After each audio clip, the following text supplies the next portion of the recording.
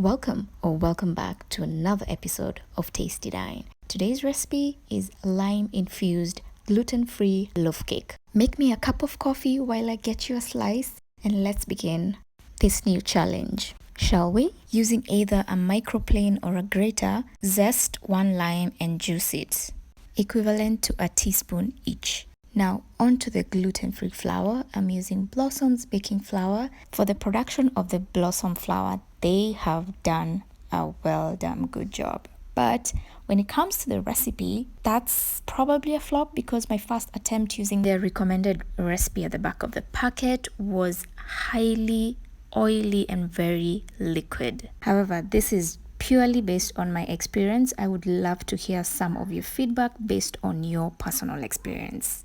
That aside, you'll need 2 cups of the gluten-free flour, 3 eggs added to the lime mix, and vanilla extract. This is the Imbo type. So manually whisk that in, then add in the sugar, half of the mixture of the sugar, and then use an electric hand mixer to mix all that in, or dissolve or try to dissolve the sugar. Add the rest of the sugar in and mix that in well. Incorporate some air because we want it aerated and fluffy. Add in cooking oil to add or give it more moisture to the end product. So manually mix that in with a whisk, and then use an electric hand mixer to assist better in incorporating all the wet ingredients together, so that once we add the dry ingredients, everything combines perfectly. Now, part of the dry ingredients is baking powder. It will act as a leveling agent. Then 1/8 of a teaspoon of salt. Then Blossom's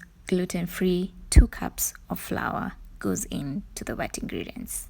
Using a rubber spatula, mix the wet over to the dry until all the dry mixture has been well mixed in. At this stage, you do not need the electric hand mixer because we do not want to add more air into the mixture. Continue manually mixing or folding in the batter to a very thick and sticky, less flowy batter, as you can see on your screen.